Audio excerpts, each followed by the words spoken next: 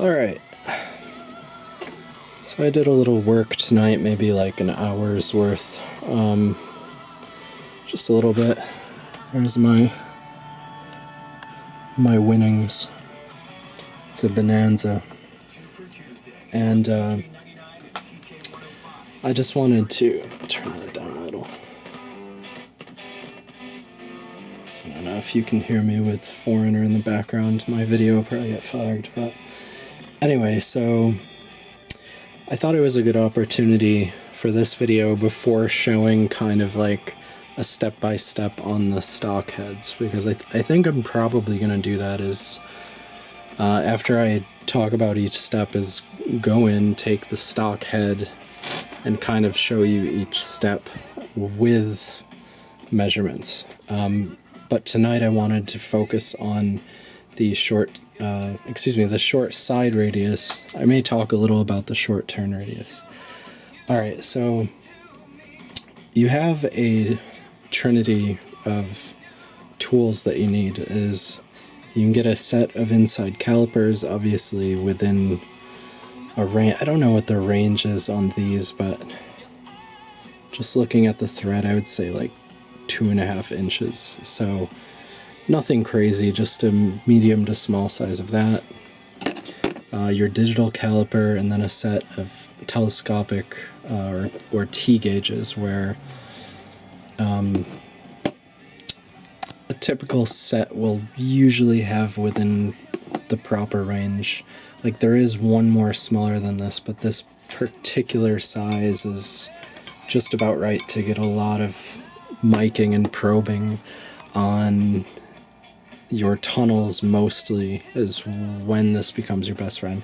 You can still use the inside calipers, will still work in certain spots, but what I'm going to talk about tonight in particular, you need a set of T gauges. And again, just to reiterate, I did find, one second, I'll pull this out. So on the original head job that I did, the E7s that came off of my van, this wasn't the exact tool, but this whole job was done with just 1/8 inch carbide burrs like that. It was a lot of work. There are some advantages in certain spots, and it helps you to not take too much material away. How I did that safely was with something like this that would hook up to an 1/8 inch die grinder, rotary tool, Dremel, what have you. So I was able to get completely in there. And I'm still going to have to use this in certain spots, which you'll see when I actually do the carving on this. But okay, so what is your short side radius? Well, the short side radius is the area of the floor of your tunnel before the bowl. So I'm going to demonstrate where that is on the stock head so that I can give you values. This is kind of hard to do, but alright, so there's our bowl. My camera is showing a very cold blue. There it goes. It's these LED lights. So that's your bowl. Of course, I have an exact spot to set. Your short turn, your short side. Your short turn is here, okay? Your short side is basically here. So basically the floor of what comes up to the bowl is the short side, okay? Now I have I'm just gonna shut the radio off. Of course this turns off now. So the figure that you see on the caliper now is what I've taken, and this is set. So if you're not familiar with these, there's a spring within these two probes, and when you loosen this, try that again. When you loosen this, they pop out like that. So they're basically, it works as a stored memory. So you stick these inside something. They almost completely fit my exhaust port. And then you're basically just turning that set screw. Okay, the stock height between the floor and the roof of the short turn radius is 1,225 inches. Alright, so where you are going to probe that was measured at basically the tightest pinch of the tunnel there. So look all the way and you see the valve guide boss, and then look toward the left, the farthest possible point you can see that's not completely awash in light, and that's the figure you get.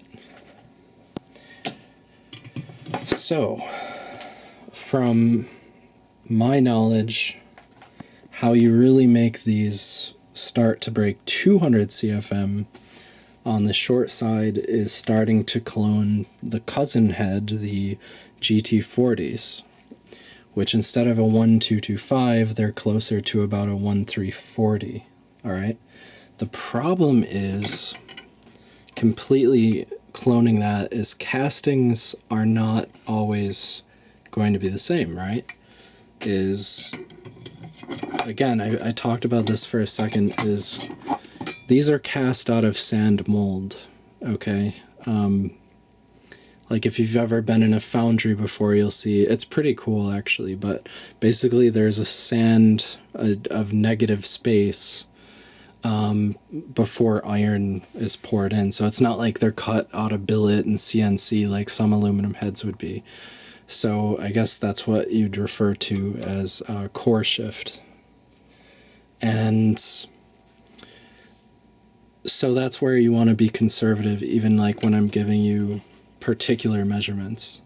So for me, I already cut some on this. You can see that if you look back there, there is a bit of a difference in the height because I was cutting at the corner, so these are not complete yet all the way across. But the reason you want to be careful is because your water jackets are located right in that short side radius. Alright, so you probably only have about, I want to say it's a little, maybe up to a 1/4 inch of metal between the tunnel and the water jacket. Something to think about though is if you can safely take material off of that, that's also keeping it a little cooler, less material. But then again, it would take longer to heat up. So I don't know if I may be wrong on that as far as your air and fuel charge, but that may help cool it. I guess it would depend on like maybe a high volume water pump would assist with that if you had, like a 3 or 4 row radiator where the coolant is staying in long enough. Okay, so again, I'm not done with these. I want to say this one thus far is my largest one. And once you start probing to, this is your best friend too, because if you wanted to go by voodoo and go by feel, which sometimes you do as a start, you'll find your eyes and fingers are completely mistaken. So I'm trying to get this to a point. So when you're using a telescopic gauge, we can zoom right in, especially with this, obviously you want to get 3 spots. So over here toward the short turn or center of cylinder, one in the middle of the tunnel, and then over on the outside wall. And the reason that one looks like that is because it's easy to come in from the floor with your burr, and it's basically going to go like that. And again, remember I mentioned cutting this down from a 6-inch to, I don't know what that is now, like a 4-inch, and it just fits. But even if your collar here, or your collar hits the wall, it's not going to hurt anything at all, especially if you haven't opened up these ports. Okay, and this, what you're looking at, I want to say this one so far is the tallest, so I'll probably stop where this is because I hit about, I want to say a 132 something, right? So it's over 1/4 of an inch, an inch and a quarter of what the original short side started at. And I shouldn't have opened this. Where did it go? I shouldn't have opened this because I had it set to the stock size. Let me just close it basically all the way, because that's, I want to say this fully closed is about 1 1/4 inches, but you'll be able to see the difference now here in the floor.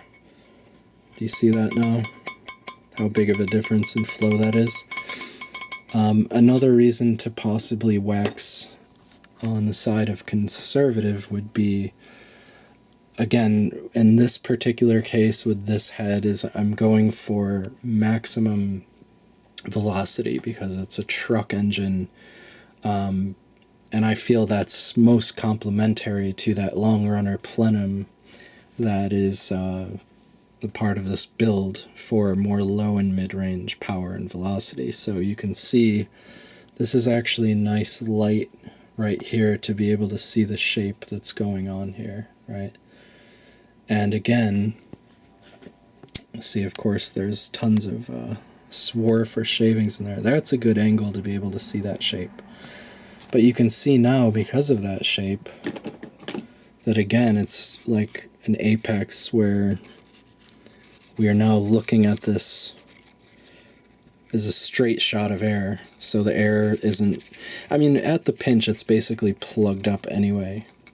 But now that air is basically going to stay clung on that wall, and it's going to open up flow here anyway to do so. Because the air and fuel, keep in mind, stick mostly to this wall and the short side. So the short side, though, it's, again, that's why I have to make a video of doing the actual cuts, because you have to get at it from both sides. It is a little tricky. It's not real hard, but I want to show you again back to the stock bull. Is the main thing to notice here is, alright, good, the camera can see it. If you look toward the right of the bull, so you see the seat to the farthest right, then the radius, and then you see how that comes out into a sharp edge, and then you get the kind of surface is rough, like that sand, again, like the casting is showing, where it wasn't machined out, where obviously the bulls were carved. So basically you're kind of smoothing that sharp edge out and opening that a little, but again, being conservative because of that water jacket. And if you're concerned with velocity, that was kind of why I wanted to, and I may leave it that way, where the sides there, let me zoom out. Again, see how that top right currently, as it sits all the way in the back, is riding higher, is, it may not be a terrible idea to just focus on the corners of the floor. You are going to go in there and kind of hit the side while you're hitting the floor anyway. But that is the measurement to hit, is, and I'll show it on camera. Whoop, not that big. But I would say you want, I would do like a 1325. So just basically 100 thousandths. What's that in millimeters? Of course, this thing, so 33.59 millimeters. But basically a difference from stock about 100 thousandths of an inch. Alright, let me turn the head over. Pull over. Turn the head over so we can look at the bowls real quick.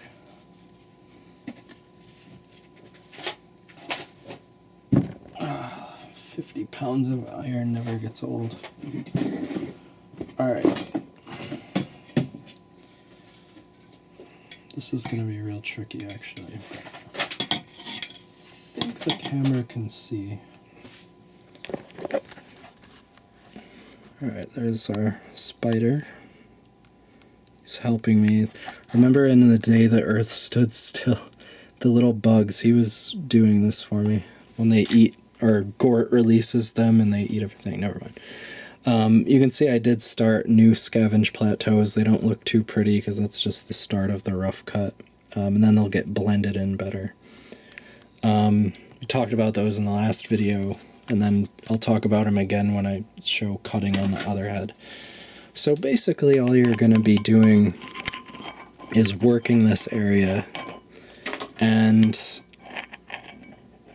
it's kind of a thing, like I haven't gotten a hard measurement on a completed one yet, because it's one of those things where, again, there's voodoo involved, but it would be something where once you're satisfied, and you're within that safe range of the GT40 short side sizes, you could take a caliper like this and kind of see where that first part of the turn opens. But other than that, you're going to be massaging it like this. You have to be careful though. Like I screwed up a little bit on this one, and again, I've not yet done this with a 1/4 inch. It is awesome how fast the job goes, but you cannot uncut what you've cut. You may be able to weld or use epoxy in some instances, but if you hit a water jacket or something and you're a beginner, I mean, you're basically shit out of luck. So that's why I'm giving some measurements on this. But that's essentially what the idea of the short side is, okay? Is opening this up compared to how that looks here. You can even hear the sound. That could be just because this one's laying horizontally, but where was I? So that's how you're going to open it up a little from the bowl. And then from there, again, with a 4-inch shank, you can get in from the actual port. Okay, and that's where you're going to use your safe zone. You know, basically, once you're satisfied and you have kind of what I refer to as your master example, where you feel like that's the limit. So whatever, the best way to go is once you've done one, even if you're working on all 4 and say you open up one a little bigger, just start, unless it's like this where I was worried I almost hit the water jacket. I don't think it was, but what I started to say is what'll happen is with this big shank is you might get stuck for a second and not really think about it, that your burr isn't moving, and it'll very quickly open up a little indentation, so you have to be careful. But you know, go slowly. You can go with, I like to do quick bursts like this sometimes, just like that, so I'm not leaving it on and then it gets stuck. So, and again, like something like this that's 780 watts has plenty of torque to carve that iron out, and the double cut burr definitely cuts fine. Like it's not like it screws up the finish or anything. Alright, so that's basically how you're going to start to open that up outside from the port. Another thing to do is taking the burr and kind of walking it up like that. Obviously mind the seat. You are going to take a little more out of the radius here just below the seat. Like that's always going to be larger than the bottom. And that's how it's shaped from the factory. So it's basically like you have to think of a bowl and heads in general as a venturi, or however you actually pronounce that, effect, where you have 2 large openings with a narrow tunnel, as that's basically the whole principle of how these get velocity. But so yeah, taking your burr and kind of, you know, walking this up a little bit, and you'll feel it. You can definitely finger feel some things before you're measuring, and you'll realize the difference that you're making. Like, oh wow, this goes from almost feeling like a 90 degree to maybe, or at least like an even right angle maybe it feels, and now it'll feel a little more obtuse. And if you have the right egg or oval, that's already 500 thousandths, and that's basically, like I said, is your valve to bowl wall here. You're not going to really go more than 550 thousandths. And a good way to kind of measure that out is, now I'm going to talk about the short turn. So we took this short turn, and you see how that comes in. Now we're looking at the bottom of the screen. As you see that sharp edge, and then it gets rough. If you took your finger, both my hands are, it's really hard to do this with. Let's see if I can get light on the stock bowl here. There we go. So you'll notice that the wall here, watch the pencil, see how that comes up, then goes back down? You're basically eliminating this to being basically almost flat. Like you don't want to go nuts because there's a water jacket there too. But you see the difference now, how that's kind of leveled out. And that's going to become even with the bowl. The bowl's still going to open up larger than that, but... And that's basically how the GT40s are shaped as well. So taking that knowledge, again, of your short side and then the short turn, is you're basically turning this into kind of a GT40. A GT40 does have a larger valve. I believe it's a 185. This is a 780. And then the exhaust on both castings of heads are both a 1460. So the intake is a little larger, so that is something to think about with some of these. So that's why it's not a terrible idea to take like 10 thousandths or 20 thousandths off of the GT40 and to be conservative. I haven't looked, or maybe I did, but I don't remember how close the water jacket comes under the short side here. But you'll be able to kind of assess it and feel it out by look and then taking your measurements and realize, okay, that's like just carving down on that section and then again working your burr up that corner and kind of rounding it out. But again, using that hard measurement,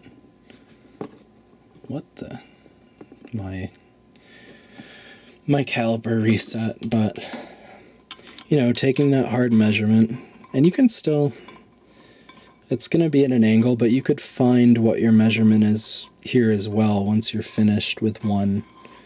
Or, leave a stock bowl. Like right now I have an entire stock head, which is a smart way of doing this. And you'll be able to get a measurement from inside too. But that's why I say this is basically your essential trinity of necessary items. But again, one of the things is, again, like I've talked a little bit, at least within comments, to like Charlie Servetio, and he says that, to knock my lamp over, he says that he doesn't see a benefit in increasing velocity at that pinch, the pushrod pinch. And I don't know, without a flow bench, but more importantly like an engine dyno, who knows? But that was what David Vizard originally said under another head. But again, Charles may be just referring to all out like horsepower and not thinking about being biased toward making as much torque as possible, even though he is someone that always talks about like increases in torque. That's why he likes a smaller exhaust port, and it's shown on the dyno. So I don't know. I don't think I'm going to take this entire pinch out. I think I'm going to stick to that like 40-50%, because I think that it may be beneficial, especially again creating that direct shot to the short turn without, then I know I haven't like really hurt velocity at all. And again, and this is still a smaller valve, so that's again why, maybe if it were a larger valve, then it would be a different story, but I think that this may be beneficial for my particular engine build and what my goals are again. So, but anyway, yeah, so just remember that your short side, you're basically just increasing that, and you can take your bird. You'll be able to get in there the whole way. And as far as how far to go, like where does it go? You're probably wondering, like, well, is that the whole tunnel? It is not. It's basically where it starts to pinch, which is going to be, I want to say it's like 1.5 inches, probably not even. So if you just look, like if you still have your cylinder markings from your gasket lines, it's definitely not going to be to that water passage. It's like probably, or maybe probably that's a good rule of thumb, which is about 1.25 inches. But again, if you have your tools, like we can just look right here is how much larger it is on the outside, and you can see that on camera how much narrower it gets. And this, the wall to the left, not much at all has been taken off. Like that's basically probably within the 1.25 range still. And then you can see how much it is open to the right. So, and that little amount there, that's a decent amount of airflow, even that little amount. So anyway, that's all for now. I may show like another few intermediate kind of videos of after work, because this is all mostly intake talk, and then I'll get to some exhaust bowl stuff, which is a little less complicated, but you're basically using the same principle. And I don't think the exhaust short side is not as dangerous to carve into. And I think complementary to these, yeah, that's a nice shot of the scavenge plateau to really show what it does. Again, when you put on the short side with the exhaust here, you can see how that's pretty brutal. So combining that with a scavenge plateau and making this nice wedge for the exhaust to escape, I don't know, I bet these can flow like well over 150 CFM. So I'll probably have real good velocity too, since I'm leaving the exhaust ports that close to stock. So anyway, well, that's all for now. I'll see you next time.